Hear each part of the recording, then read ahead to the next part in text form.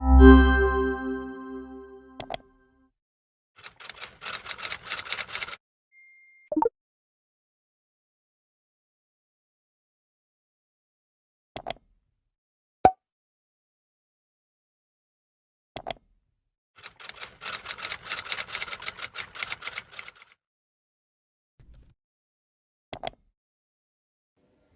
everyone, welcome to our podcast. I'm Akira Tabitha Shafruddin with my friend Andi Paimayanti. So today I'm with Haymayanti. Would like to talk and share about the very important things in intercultural communication.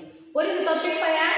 So the topic is misunderstanding in intercultural communication. Yeah, today we would like to share about misunderstanding in intercultural communication, especially in our daily Yes. life. Our daily life. Yeah. But before that, let's look the theory. Okay. According to Winnicott and King, 2003, intercultural communication refers to symbolic, interpretive, transactional, contextual process in which people from different cultural groups share meanings.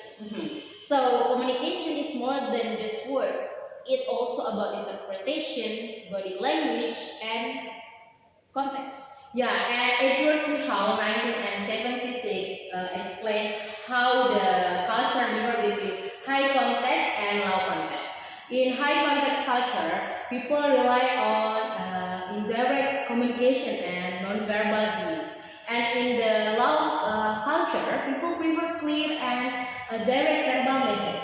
Yeah, guys, so misunderstanding can easily happen when these two styles mix without awareness. Yes, that's why misunderstandings are so common. Sometimes people don't mean too often, but their way of speaking or acting is interpreted differently. Yeah. So, for example, yeah, in my experience, some culture people very speak directly. Yeah.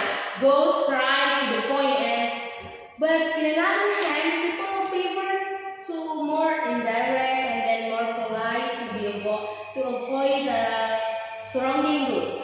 And if we don't know about it, and if we don't understand about the different, I think someone or some people can feel offended or confused. Yes, I have seen this too. Yes. In some culture, people speak loudly and with strong tone. Yes. Not because they angry, Yeah. but because how they express their enthusiasm.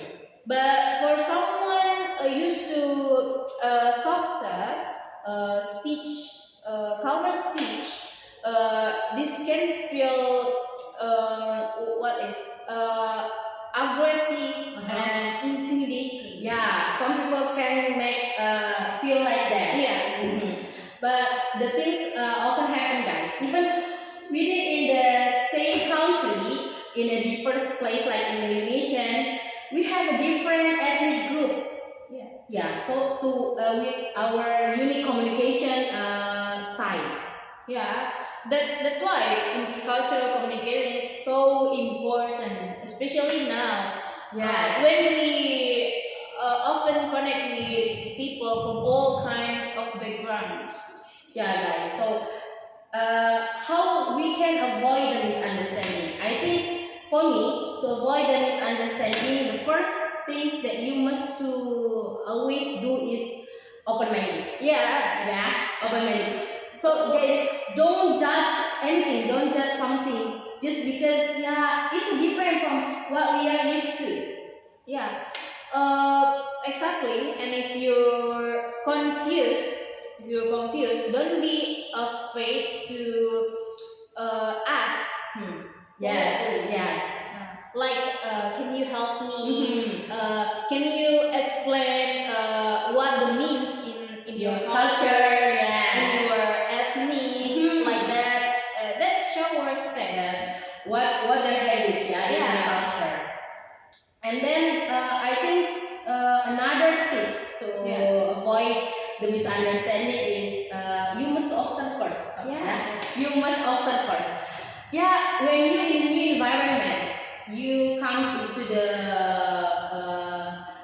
another new place. So the first things you must to notice how people speak, how people greet, and how people interact with someone. Yes, I noticed a friend from another country. Yes.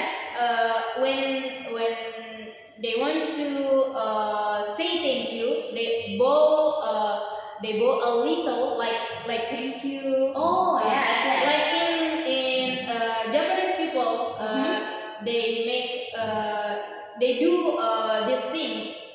I thought this is too formal.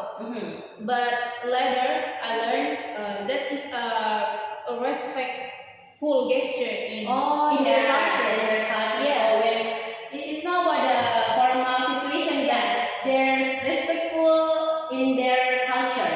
Yes. Yes, those little differences can be beautiful actually, Faya. If we take time to understand. But sometimes they can also cause a conflict when we are not open to learning the culture. Yeah. We also need to practice empathy, right? Yes. Try to imagine being in someone else's shoes. It helps us be kinder and more thoughtful in our daily life, our communication. Yes. So, guys, in conclusion, I think in intercultural communication is not only about language. It's not only about the language, but yeah, it's also about the tone, the value, the gesture, the body language, the habits, and the behavior. The more we learn, the better we can connect. Yeah, I think misunderstanding are normal. Yes. But they can be reduced if we listen more, respect others, stay curious. Yeah, misunderstanding. I think misunderstanding always happen in our daily life, but there is some some tips to you that I say before to avoid the misunderstanding. Yeah. So guys, thank you to listen our podcast today. I hope and we hope our discussion helps you to become mindful in cross-cultural communication. Yeah. If you have a unique experience with cultural or with misunderstanding in your daily